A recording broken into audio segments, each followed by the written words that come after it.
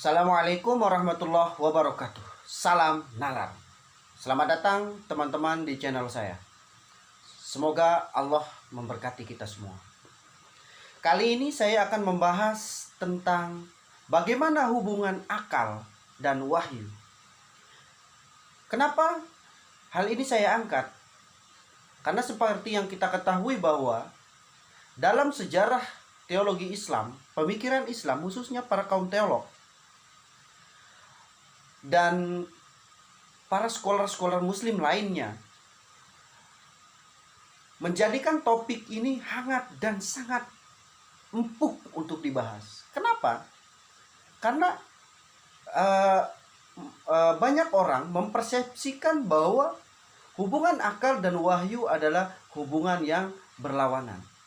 Ketika kita memilih wahyu, maka kita diharuskan untuk meninggalkan akal. Atau sebaliknya, ketika kita memilih wahyu, maka orang mempersepsikan kita akan meninggalkan wahyu. Ini yang terjadi pada polemik-polemik umat Islam. Oke, kita lanjut. Hampir semua agama meletakkan hubungan antara akal dan wahyu didekati dengan pendekatan yang struktural. Dalam pandangan struktural, hanya ada dua kemungkinan. Yang pertama, akal di atas wahyu, atau wahyu di atas akal.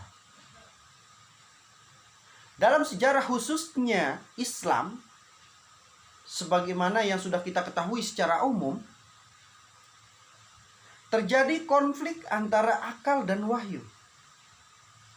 Karena pendekatan yang digunakan oleh pada scholar-scholar muslim khususnya menggunakan pendekatan yang bersifat struktural.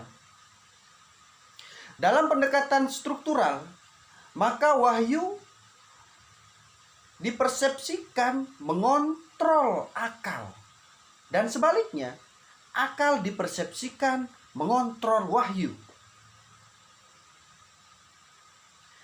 Hubungan struktural ini tidak logis. Karena salah satu dari kedua hal ini, yaitu akal dan wahyu, bisa menjadi objek bagi yang lainnya. Wahyu bisa menjadi objek bagi akal, dan akal bisa menjadi objek bagi wahyu.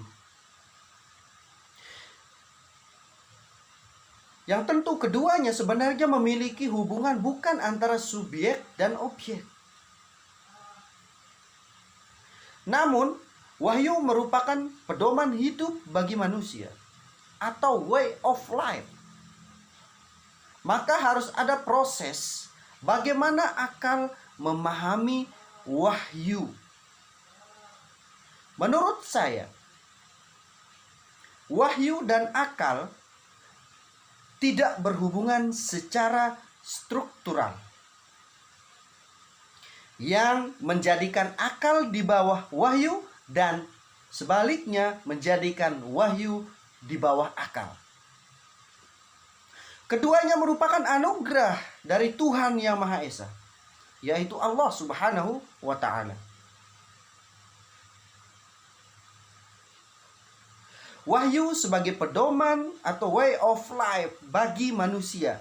Tetapi ingat, wahyu hanya dapat dipahami, dimengerti, dan didalami hanya oleh akal.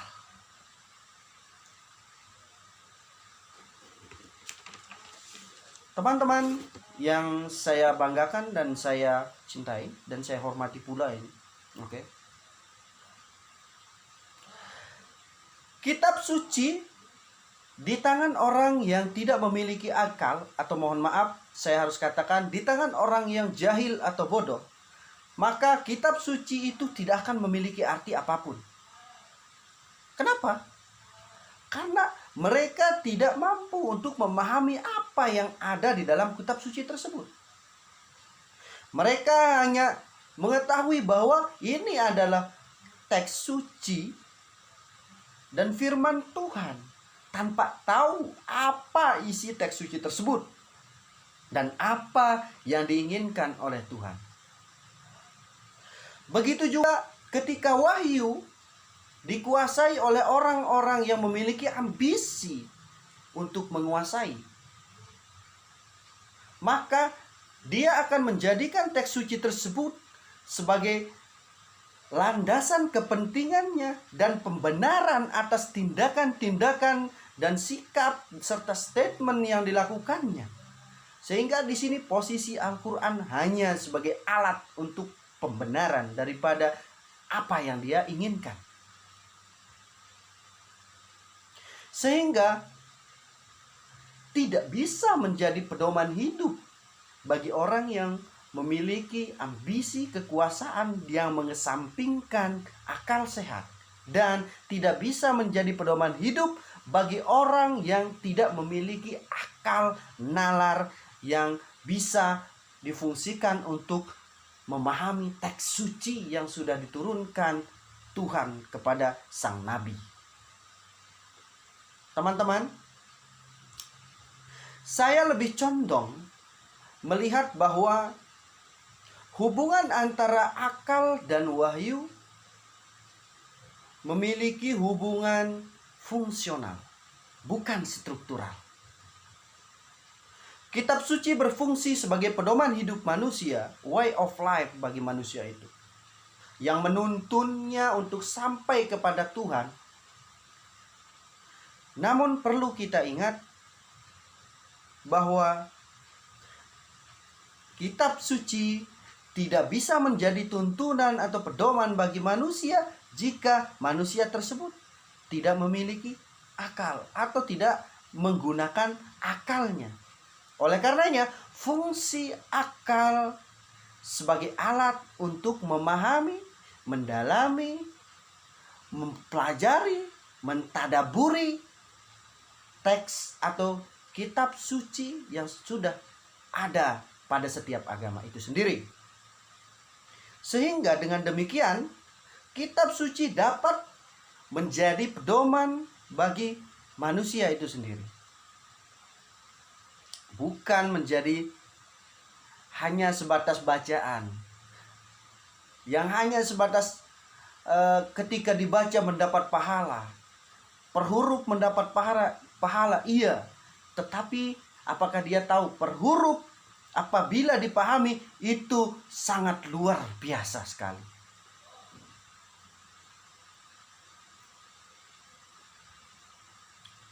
Teman-teman yang saya banggakan, namun sejauh ini hubungan fungsional ini kurang dikembangkan oleh para scholar-scholar Muslim atau bahkan scholar-scholar lain dari agama yang lain. Karena dalam persepsi mereka bahwa akal dan wahyu memiliki hubungan yang bertentangan. Namun sesungguhnya pada dasarnya kitab suci membutuhkan akal sebagai alat untuk memahami teks suci tersebut, sehingga bisa menjadi pedoman bagi manusia, bukan menjadi pembenaran atas tindakan dan pandangan-pandangan manusia yang didasari oleh nafsu dan ambisi semata. Jika kitab suci dipahami akal yang sehat, maka tentu benar-benar menjadi pedoman bagi hidup manusia itu sendiri. Disinilah teman-teman pentingnya mendalami lebih jauh tentang filsafat Islam, agar jangan sampai kita meletakkan hubungan akal dan wahyu dalam hubungan yang tidak konstruktif untuk membangun masa depan yang lebih baik bagi agama dan manusia itu sendiri tentunya. Karena kitab suci dan akal merupakan dua hal yang sangat penting untuk memahami pesan-pesan yang sudah diwahyukan Tuhan. Oleh karenanya, sangat tidak relevan sekali untuk kita menanyakan bahwa